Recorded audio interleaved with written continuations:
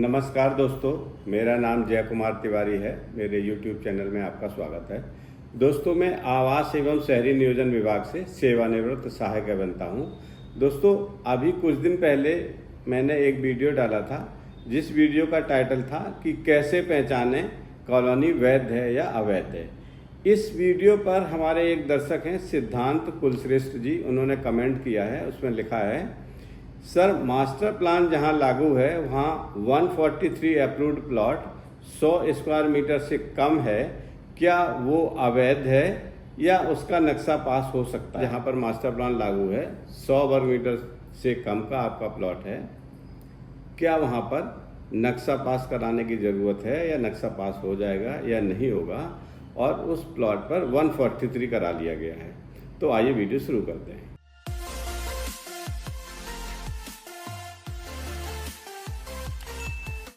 दोस्तों, इस कमेंट में जो पूछा गया है ये सवाल काफ़ी महत्वपूर्ण है और हजारों दर्शकों ने हमसे ये सवाल पूछा है हमारे वीडियोस में कमेंट के माध्यम से।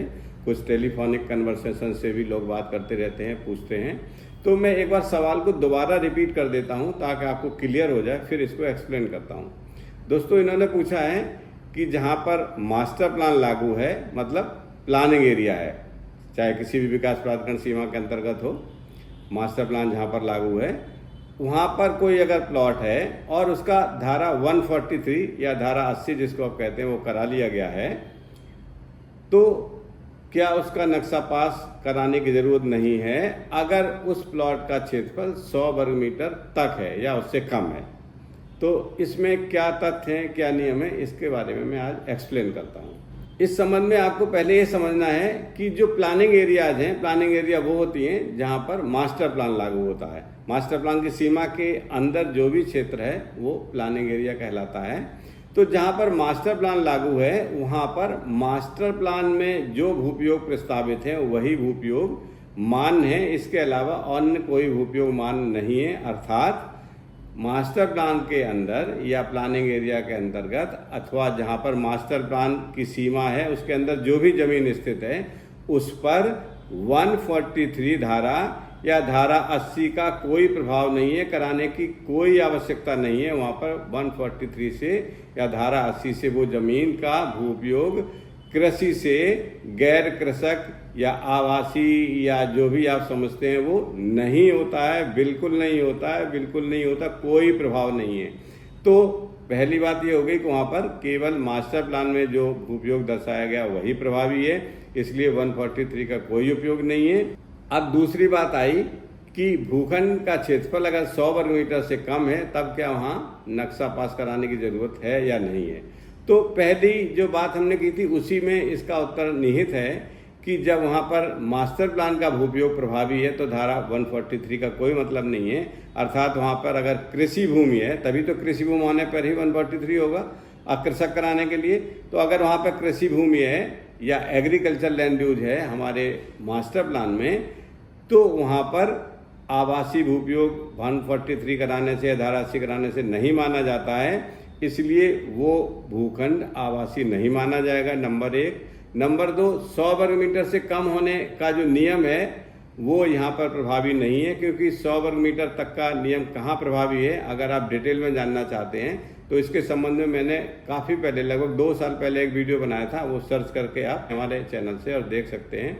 उसका टाइटल है 100 वर्ग मीटर से छोटे भूखंडों पर मानचित्र स्वीकृत कराने के क्या नियम है। मैं दोबारा से एक्सप्लेन आपको कर देता हूँ। केवल उन्हीं 100 वर्ग मीटर तक या उससे छोटे भूखंडों पर मानचित्र स्वीकृत कराने की आवश्यकता नहीं होगी जहाँ पर ये 4 शर्तें पूरी होंगी।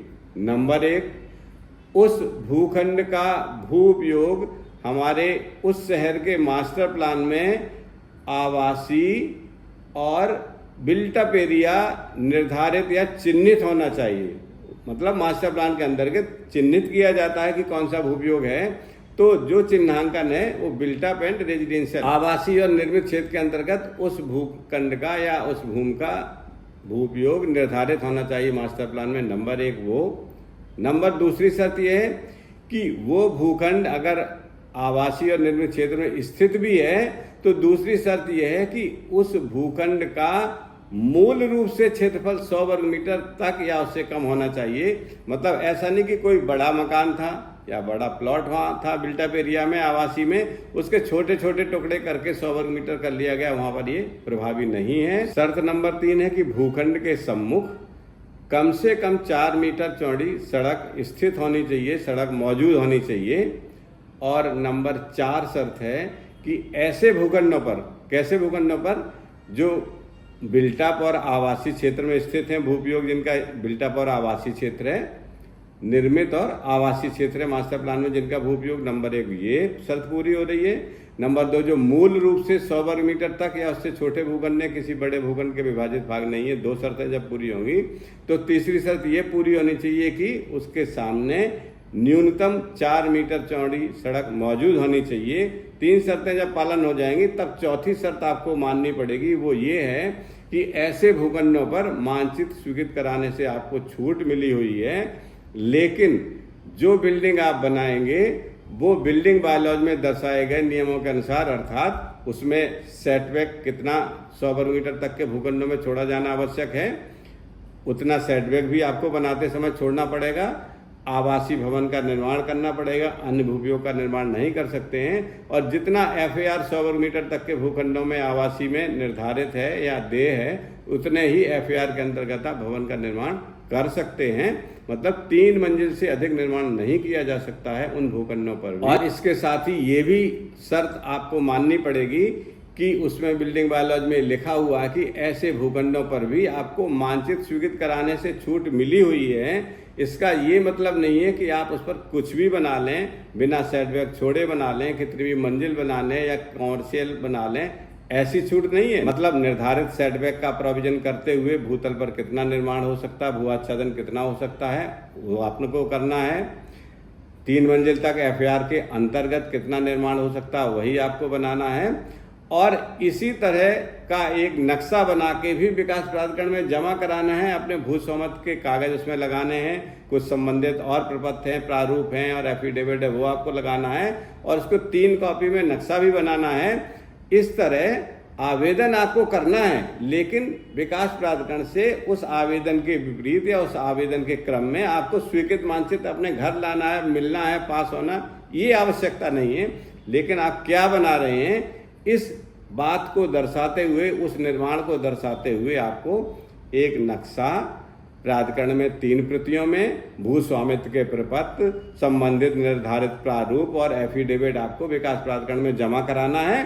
बस जमा करा के, आप जमा कराने की रसीद अपने पास रख लीजिए, इतनी आवश्यकता आपको है। पास करा के आपको वो नक्शा लेना नहीं है, या उस नक्शे के पास करने में जो भी शुल्क जमा होने का प्राविधान है वो शुल्क आपको जमा नहीं करने हैं।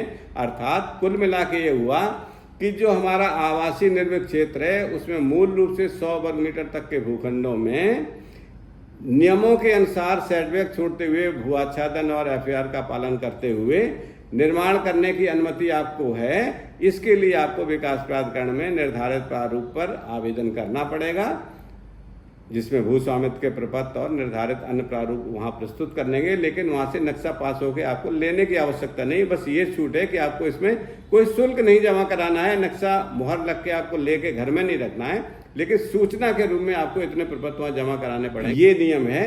तो अब मेरे ख्याल से आपको क्लियर हो गया होगा कि मास्टर प्लान सीमा के अंतर्गत अगर धारा 80 या धारा 143 का कोई भूखंड है और 100 वर्ग मीटर तक का है, तो उसमें आपको कोई भी छूट नहीं है, वो पूरी तरह से अवैध कॉलोनी है। कब तक? जब तक ये 4 शर्तों वाले भूखंड की श्रेणी में वो नहीं आता है। किसी ने अवैध कॉलोनी के रूप में, किसी बिल्डर ने कृषि भूपयोग है अगर मास्टर प्लान के अंतर्गत, या कोई अन्य भूपयोग है, ग्रीन बेल्ट है, वहाँ पर उसने 143 करा लिया है कृषि भूपयोग में और एग्रीकल्चर लैंड में, और उसने छोटे छोटे 100 वर्ग मीटर तक के भूखंड काट दिए हैं, धारा 143 करा लिया है, और अब कह रहा है कि भाई ये तो आवासीय हो गया, 100 वर्ग मीटर से कम का भूखंड है, आपको मानचित्र स्वीकृत कराने की आवश्यकता नहीं, ये तो वैध है। तो वो बिल्कुल वैध नहीं है, वो पूरी तरह से अवैध कॉलोनी है और विकास प्राधिकरण निश्चित रूप से उसको ध्वस्त कर सकता है। तो दोस्तों, इस वीडियो में मैंने आपको बताने की कोशिश की ताकि आपका गाढ़ी कमाई का पैसा, इस तरह जो बिल्डर आपको अवैध रूप से अवैध कॉलोनी के अंदर 100 वर्ग मीटर तक का भूखंड जिसको धारा 80 करा के वो कहते हैं कि मास्टर प्लान के अंदर धारा 80 हो गया, अब कोई दिक्कत नहीं है, वो पूरी तरह गलत है और अवैध है। ऐसे भूखंडों को लेने से आपको बचना चाहिए, उसका नक्शा पास बिल्कुल भी नहीं होगा और ऐसे मकानों को, ऐसी कॉलोनी को ध्वस्त किया जा सकता है। दोस्तों, इस सूचना के साथ ये वीडियो यहीं समाप्त होता है। अगले वीडियो में किसी महत्वपूर्ण बिंदु पर फिर आपसे चर्चा करेंगे। नमस्कार।